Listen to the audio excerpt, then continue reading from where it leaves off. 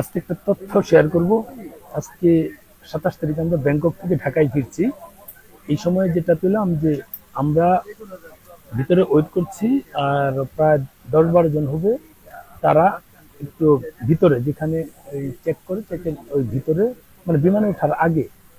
তারপর তাদেরকে জিজ্ঞেস করলাম যে কি প্রবলেম। তারা বলে যে তাদেরকে এয়ারপোর্ট থেকে ইমিগ্রেশন ঢুকতে দেয়নি, থাইল্যান্ডে ঢুকতে দেয়নি, তাই তাদেরকে মানে ফেরত যেতে হচ্ছে। অর্থাৎ তাদেরকে ফেরত দিয়েছে, বাংলাদেশে ব্যাক করেছে। এখন কেউ বলতে পারেন যে এখানে কি এমন কারণ ছিল যে এই কারণে তাদেরকে ফেরত দিয়েছে। এখানে কয়েকটা বিষয় তাদের সঙ্গে শেয়ার করলাম। যে এক ছেলে বলল সে হোটেল বুকিং দিয়েছে, বাট পেড নট পেড, শুধু বুকিং দিয়ে এসেছে, মানে ওখানে গিয়ে হোটেলে গিয়ে পেড করবে, এরকম একটা বিষয় ছিল।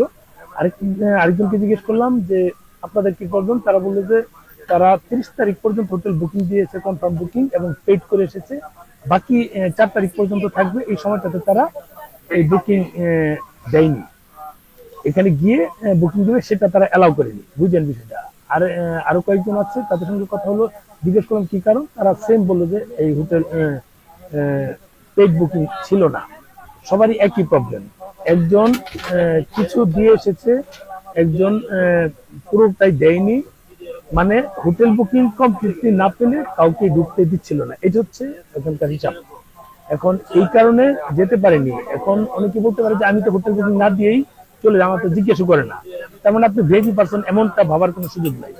আর আমি যেটা বলছি সেটা হচ্ছে যে মানে কখন কাকে কি কারণে জিজ্ঞেস করবে ইমিগ্রেশন এবং আপনাকে আটকে দেয়, সেটা কিন্তু কেউ বলতে পারে না। যেহেতু কেউ বলতে পারে না, সেহেতু কমপ্লিট কাগজপত্রগুলো কমপ্লিট করে আসবেন। অর্থাৎ আপনি যখন আসবেন, ট্রাভেল আইটিনারিটা করে নিয়ে আসবেন, কোন কোন জায়গায় যাবেন সেই টিকিটগুলো কেটে নিয়ে আসবেন, কোন কোন হোটেলে উঠবেন সেই হোটেলের বুকিং কনফার্ম করে পেইড বুকিং দিয়ে আসবেন, যেন এখানে তারা ঝামেলা করতে না পারে। এটা কিন্তু আগে অনেকবার বলেছি। বিশেষ করে ট্রাভেল আইটিনারিটা খুব গুরুত্বপূর্ণ। এই ট্রাভেল আইটিনারিটা যদি আপনি মানে সঠিকভাবে তাদের কাছে উপস্থাপন করতে পারেন, আর ট্রাভেল আইটিনারি অনুযায়ী যদি আপনি ব্যাংকক থেকে ফুকেট যান, নিশ্চয়ই বিমানে যাবেন বা বাসে যাবেন। বাসে কিন্তু এখানে আপনি অনলাইনে টিকিট কাটলে কিন্তু নাম্বার থাকে, এগুলো সাথে রাখবেন, প্রিন্ট করে সাথে রাখবেন। যদি বিমানে যান, আপনি ট্রাভেল আইটিনারিতে নিশ্চয়ই ওই কথাগুলো উল্লেখ করবেন। বিমান নাম্বার, কোন বিমান, বিমানের যে ফ্লাইট নাম্বার আর কি, ওই ফ্লাইট নাম্বার, এগুলো এবং কোন দিন যাচ্ছেন, কোন সময়ে যাচ্ছেন, সবকিছু উল্লেখ করলে কিন্তু তারা বুঝতে পারে যে আপনি প্রপার ট্রাভেল করতে আসছেন।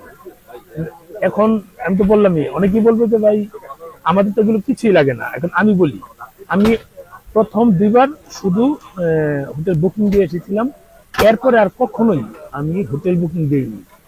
আমি রিটার্ন টিকিটও কাটিনি। তার মানে আমাকে কেন ধরেনি? আমার 21 বার, এটা কিন্তু আমার 21 বার থাইল্যান্ড আসা, 21 বার আমাকে ধরেনি। এরকম অনেকেই আছে।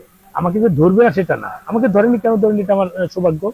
যদি জিজ্ঞেস করে তাহলে হয়তো আমার বলতে হবে যে আমি রেগুলার থাকি ওখানে, বা আমার ওখানে বাসা নেওয়া আছে, বা একটা কিছু বলতে হবে। অথবা আমাকে তারা চাইলে বলবে যে আপনি হোটেল বুকিং দিয়ে আসেন, এটা কিন্তু তারা বলতেই পারে। এই বিষয়গুলো আপনারা যদি একটু গুরুত্ব দিয়ে আসেন, প্রায় 8 থেকে 10 জন হবে আমাদের এই বিমানে আছে। তারা 8 থেকে 10 জন হবে, তারা কিন্তু ফেরত যাচ্ছে। তাদের কিন্তু আসা যাওয়ার টিকিট কিন্তু শেষ। এই বিমানের টিকিটটা কিন্তু নষ্ট হয়ে গেল, ঢুকতে পারলো না। তাদের ভিসা নষ্ট হয়নি, যেহেতু তারা ক্যান্সেল করেনি, হোটেল বুকিং না দেওয়ার কারণে তাদেরকে ঢুকতে দেয়নি, ক্যান্সেল করেনি। যদি ক্যান্সেল করে তাহলে ডিফারেন্ট ইস্যু।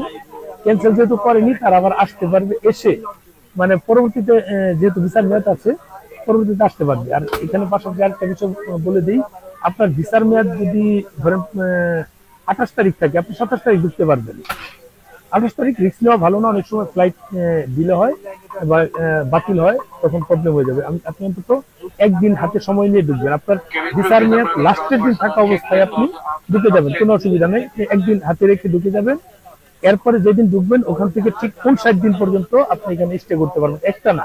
অথবা আপনি যদি মনে করেন যে এখানে আবার চলে যাবেন, চলে গিয়ে আবার রেন্ট নিয়ে নিবেন, ওই 59 দিনের মধ্যে আপনি যতবার খুশি রেন্ট নিতে পারবেন, ঢুকতে পারবেন।